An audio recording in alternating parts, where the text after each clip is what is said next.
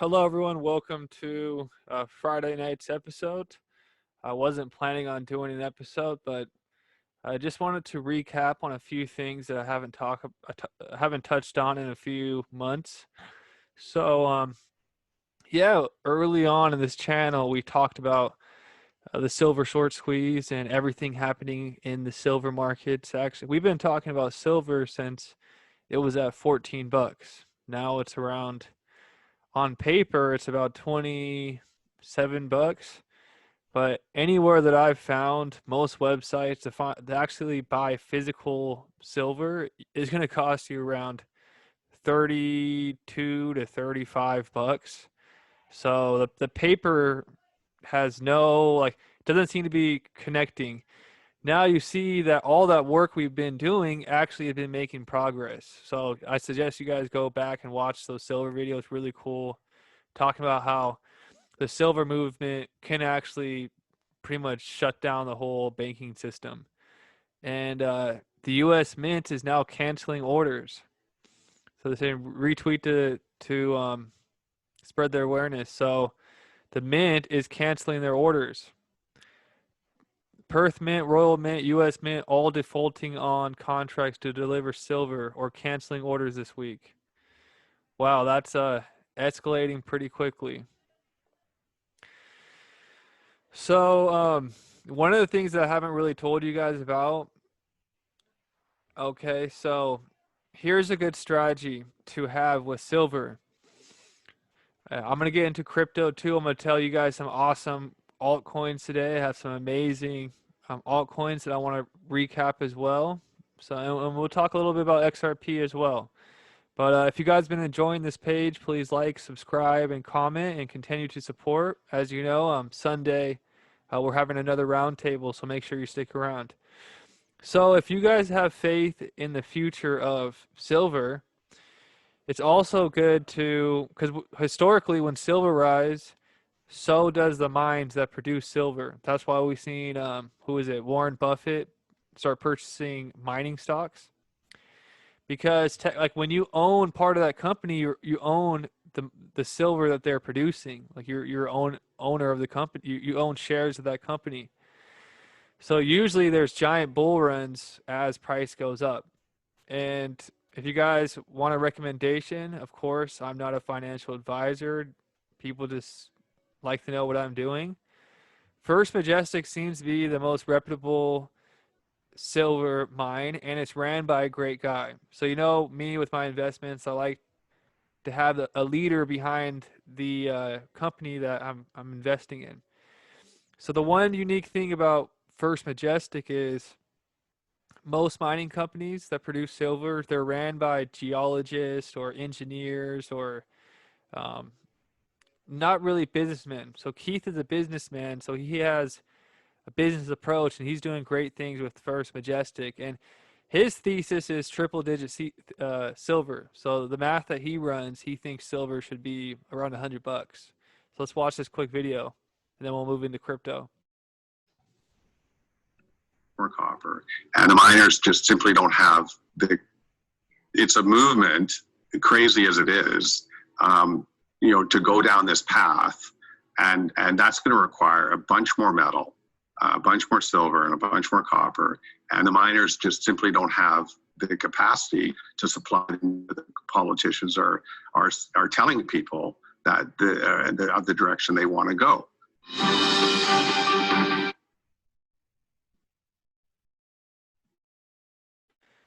Yeah, so you should watch this first this video on First Majestic's website. Massive metal shortage coming. So all these politicians that want to push this solar energy and everything, that all takes silver. Electric cars, Tesla need silver. The price is oppressed, and yeah, there's not enough silver to go around for all that demand. So that's why I'm bullish on silver. There's lots of other reasons. But yeah, let's talk about my altcoin pick for this Friday. So we were talking about this. One of the first altcoins I actually shared at around 10 bucks. Now it's all the way up to $47. So most of the coins I recommend on this page, they're in the pennies. Like we've been talking a lot about Hbar. It's 30 something cents. Here's the thing. In crypto, don't let the price fool you. Sometimes the price is an illusion because it's all about mathematics and market cap and how rare the asset is. So even though this is $47 and it has made pretty big gains this year, like it's up a lot, it may not be the exact best time to purchase Quant. It's QNT. Here's the thing though, there's only 14 million Quant that exist in the world. So it's actually more scarce than Bitcoin. So there's only 14 million, and currently it's ranked 105th on the market cap. I believe this is going to be at least top 20, if not top top 10 crypto. So as it moves up the market cap, the price is going to move up as well.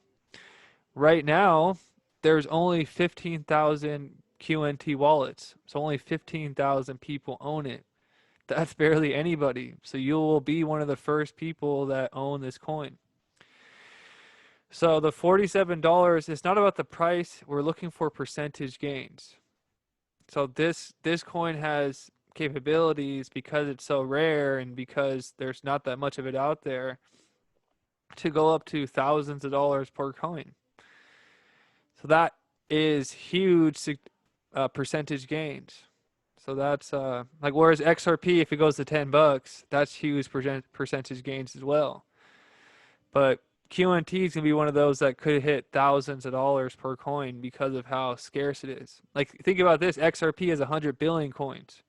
There's only 14 billion QNT.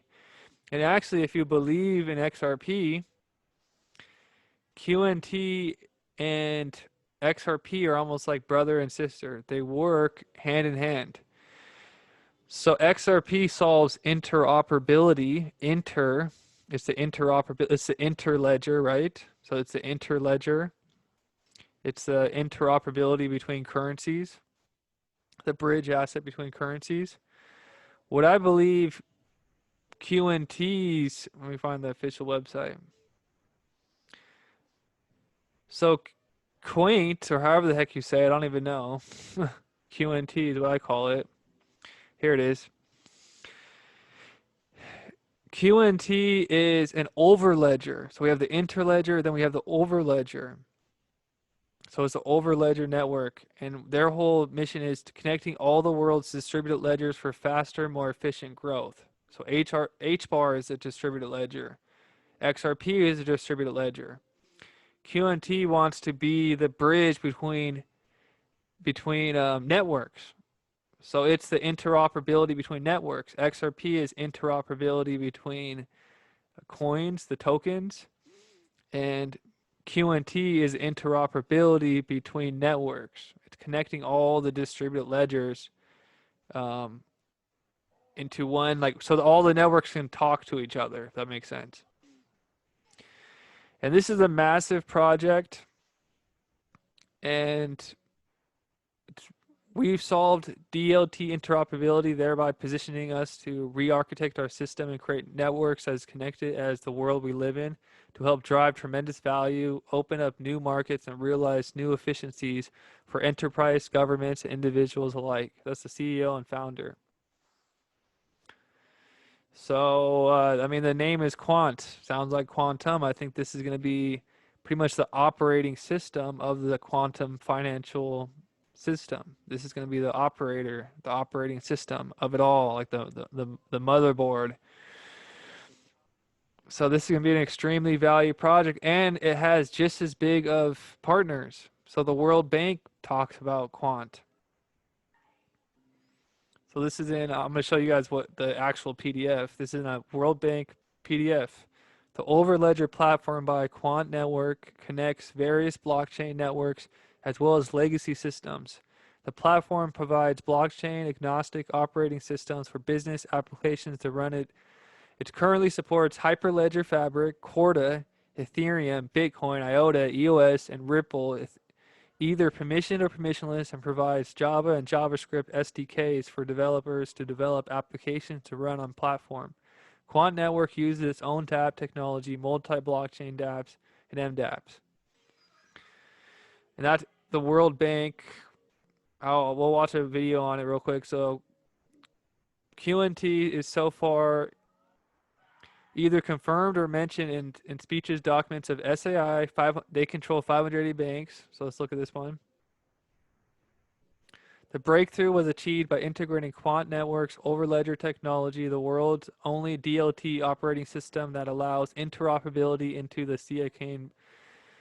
So Quant Network and SAI successfully tested blockchain interoperability, and they're talking. It's a huge breakthrough. There's that hexagon too. Chainlink's a hexagon. BitTrue's a hexagon. QNT's a hexagon.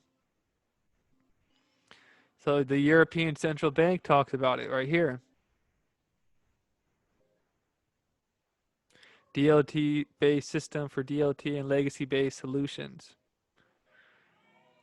So this is going to allow banks to basically plug into their old outdated systems into the new systems. The World Bank. We just talked about this one. And then SDX, 6 digital exchanges, a Swiss stock exchange. They they did the QNT SDX. So this is the tier 1 project. Look right here. The World Bank and IMF recognize QNT's unique overledger interoperability platform that uses an enterprise API-based approach. Here's the World Bank Group. Blockchain interoperability. Here's a funny thing, like all the researchers have been posting it, and now when you go to it, see it's IMF's. When you go to it now, it actually doesn't work. So they said it's not available anymore. I think because too many people were finding out about it. Yeah, so only 15,000 people own QNT right now, so it's still very early. Let's watch this video. Yeah, and I guess there were some tests going on. I think there are some tests going on too with XRP and the World Bank and QNT. Let's watch this video. 1 second. But you remember the best time to purchase this would have been when we first told you guys. That wasn't financial advice, but when we first called it out at around 10 bucks, that was like the best price entry. But let me show you this video, because I think it's important to know how all this stuff is going to connect and how everything's going to work together in the future. And yeah, first is something huge with the World Bank and XRP. Secondly is 2 different projects that have tokens that are on the move, and I just want to tell you what's going on. So the first thing I found was when I was actually researching Quant. QNT is a project I'm very much interested in, and I do have it in my portfolio. I came across this World Bank documentation that was made public. It's a blockchain interoperability test that they did on many different chains. There's quite a lot to get through, the 62 pages. So they have tested Ethereum, Hyperledger Fabric, Corda, Quorum, XRP Ledger that used XRP. And yeah, it really deserves a full study, but to properly do that, it's going to take me hours. So just in skimming this, it's quite interesting. They even looked at the side chain and referenced Polkadot, which that's another project that I'm paying attention to. So there's lots of key questions still. The team tried to run 3 interledger nodes. So those nodes connected to 2 blockchain testnets, Ethereum and the XRP ledger. So party A sent Ethereum and party B received XRP. The third node acted as intermediary during the token exchange. Very interesting.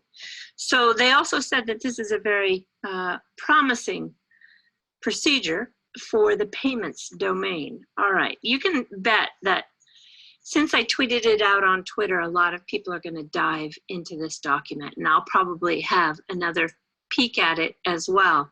So what I sent out in sharing that document is that the Quant overledger is also mentioned in that document. And this is important because I can tell you one thing I know for sure, that not everything is going to run on Ripple. So no matter what you hear other YouTubers say, that is not the case. Trust me. But what might happen is that all of those chains might run under Quant. So I want to just play for you this snippet of a video that I uploaded, and it's really good because it talks about Quant and what chains they have integrated with, and you'll hear Ripple mentioned twice in this very short, 60-second clip that I prepared for you. So hang on just 1 second and let's hear it. Right, it gives them the ability to do things. So Santander was one of the first probably to do this, and they picked Ethereum for that reason. I see. So, well, let's talk about some of the other public and permissionless systems or blockchains that you may be able to integrate in the future. Obviously, Gil, you're looking that direction for expansion because you are agnostic by design. You already mentioned some of those prominent first layer blockchains, but what's coming in the future for more scalable solutions that you can integrate with? Yeah, so I mean, we're doing this based on market demand, and our view was always enterprise first. So we've solved interoperability for the private permission in an enterprise blockchain, private permission blockchain. So we've done private ledger quarter, Quorum, Ethereum, Ripple. So that's where our enterprise customers, most of them use that. For the public ones, we started with the test nets, which is Rockstar on Ethereum and the Bitcoin one. So we've done Ethereum, Bitcoin, and Ripple. And we're just adding the rest because we have connectivity to the 11 chains that we support. So we're adding more as we progress and as we evolve the ledger. So it just allows instant networks. It allows everyone to pick and choose what you want an internal one to talk to an external blockchain. You want Ethereum to talk to Quorum. You want Hyperledger to talk to Ripple. We can do all that today. So what it is that their technology allows for all those different chains to talk to each other. And as he says, they have had 11 chains at the time this video was done. But you can see that when I find this interledger protocol family with Quant here in the middle, you can see that there's actually 17 chains that are integrated. So you can see there's Zinfin, there's Swift, there's R3, IBM, Stellar, JP Morgan, Algo. I mean, it's quite a bit. So you can understand why I have QNT in my portfolio. Overledger, I think, is going to be very instrumental for all these different blockchains to be able to be choices used by one person. So you might have one person who will have, if they're on the Quant technology, they'll have all those choices to use to perform whatever.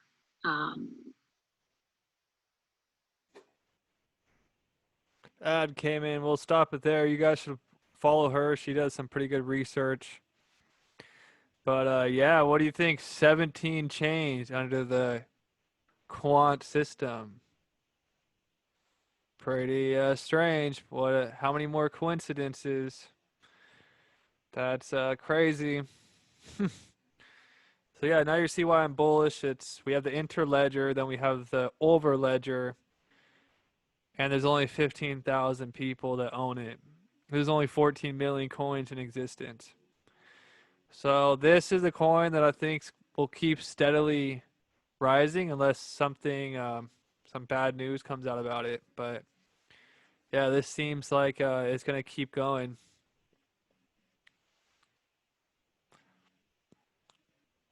So let's move into the last topic of the day. So it was originally supposed to just be a quick video. This is all I wanted to show you, Greg Kidd. So I talk about Greg Kidd a lot, and you guys are like probably like, why is that important? Why do I always bring him up? Well, he is, I think, a founder of Uphold. It's the app that you could actually purchase XRP from.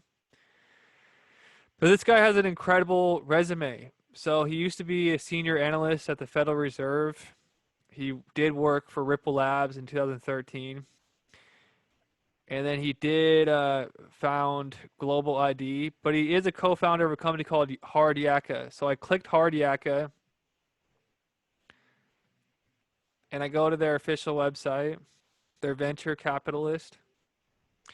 And Greg Kidd is really famous because was an early investor in Twitter, earlier investor in Coinbase, I think an earlier investor in Facebook. So this guy just hits home runs. Like he knows, he has the pulse on what's going to be big, and he wins big. So featured investments, we see Coinbase, we see Uphold, we see Robinhood. So those are like their proud investments they're pushing. There's so much more, 150 plus investments. Ripple, they own a 1% stake of all the coins on Ripple. But this is what I want to show you. So Filecoin is going crazy right now. But this is what I want to show you. They're also investors in Hedera Hashgraph. So Greg Kidd is an investor into Hedera Hashgraph. And I thought that was pretty big. That's worth knowing.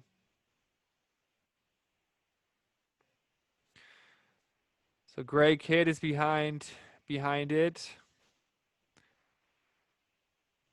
This may be old news for some of you, but Hedera Hashgraph-based distributed ledger for aerospace applications. I'm pretty sure it's for their supply line. So NASA is looking for people to use their.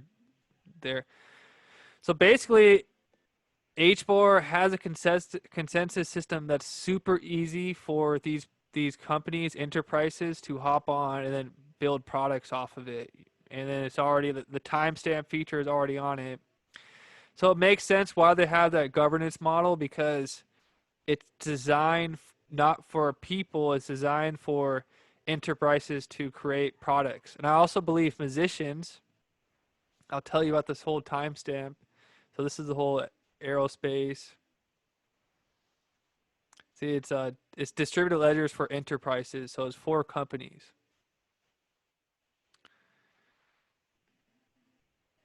Let me show you one more, then I'll show you a cool video so you kind of learn what Hbar does.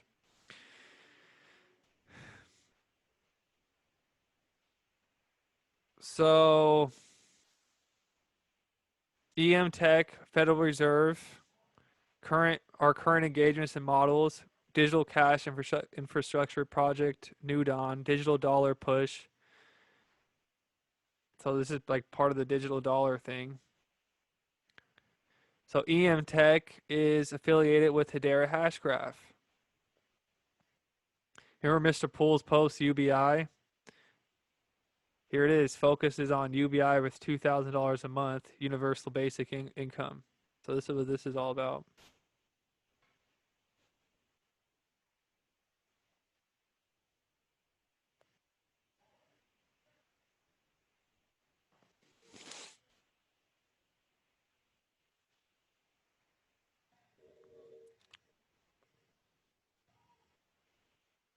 Let me show you guys this video. So, because it's going to be a new layer of the internet, what I'm thinking is, because, like let's say you're a musician, right? You play your music every single time someone in the entire internet plays a song, there'll be a timestamp on it. It'll be going to the hash graph. It'll make sure that you get paid fairly, so it's actually fair for for content creators as well, like probably with YouTube. So let's watch this video real quick.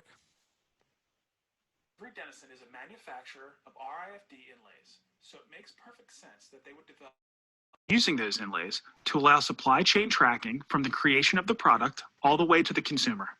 We touched on this kind of use case with Entrust, which uses a similar system to track wine through its own supply chain and prevent fraud.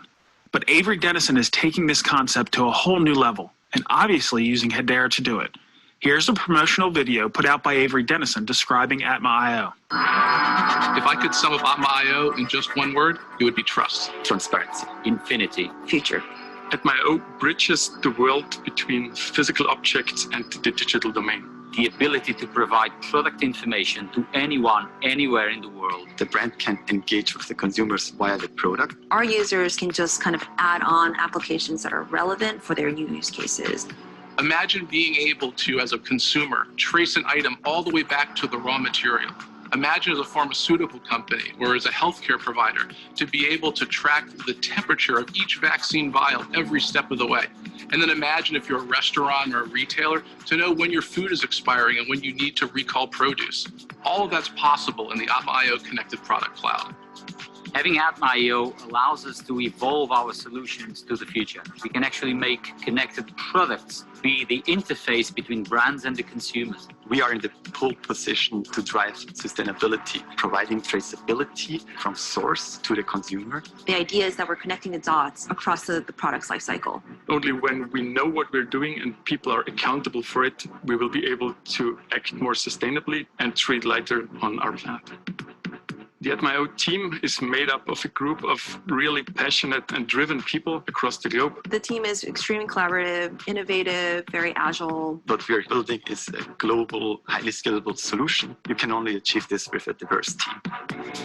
The future of Atma.io will be one where it will become an essential part of everything we do within Avery Dennison. With tens of trillions of events being captured, we can know so much more about our planet, about the companies that we purchase products from, and about every single industry so that we can be more efficient, more sustainable, and more trusted.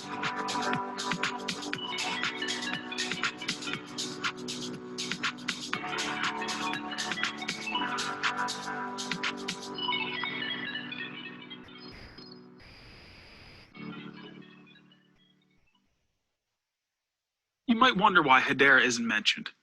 The answer is simple. Their consensus service is not their product. Atma.io is. But they are using HCS. Netflix may promote a new movie or show, but they don't highlight the cameras that they use, or that they will use the internet to stream to consumers. HCS is just a tool. Granted, as Rob Allen said last week, it's a tool that will be used by all enterprises, they just don't know it yet.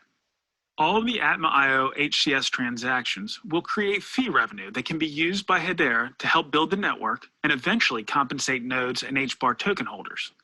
So all use cases that are announced will bring cumulative value to the network.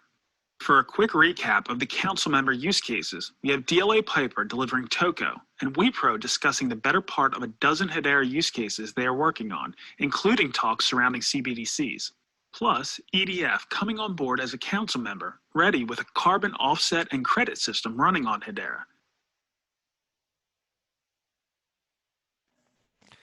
So yeah, VeChain talks a lot about like doing that, but I guess that Hbar is doing it at a way higher scale than VeChain is already. So there's a lot of hype on one and there's a lot of action on another.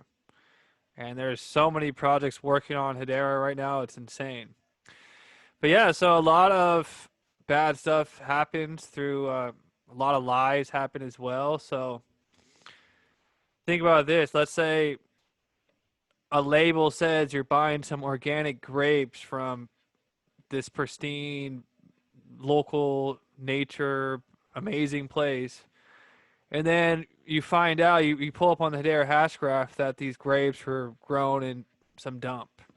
And then they lied to you. Or like wine, like maybe the advertising of some wine is some like amazing, pristine Italian wine, but then you find out it's actually made in some shitty freaking small town.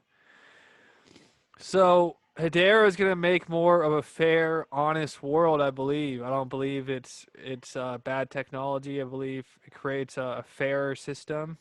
So if I were to create music and to put it out there, I'll own the token of that music. No one else will. So let's say like Kanye West, he could put out a song on the Hedera as a token, and then anytime it's played on TikTok, it's played on any of these systems, it timestamps it. It goes onto the hash graph, and then he gets paid a micropayment every time. That's where I think the future's headed. And maybe this YouTube video, I might get like a 0.005, like less than a penny for every time somebody watched this YouTube video. That's kind of how the future will probably be. So it actually, it's more fair rather than YouTube getting paid off me, because that's pretty much what's happening. They're like, here, you could have the crumbs, you could have what's left over. It's gonna be the opposite. I put out this content, you guys come to this page. I'm using this as a metaphor, and then there's like a micro payment that happens somehow. I don't know how it's all gonna work, but I know that QNT is the overledger. XRP is the interledger for payments. Then we have the ISO 2022, which is going to be the new financial ecosystem. And I think Hbar will be used for these different things like supply chains and music, gaming, different things like that. I could be so wrong. I don't know. You guys leave some opinions in the comment section. And Sunday, the roundtable. This was a random video. If you want me to go deeper on the silver, deeper on the QNT, deeper on Hbar or XRP, let me know. Or if you want to change topics to more like the personal development stuff, let me know what direction you want to go next. But other than that, have a good night, enjoy your weekend, and peace.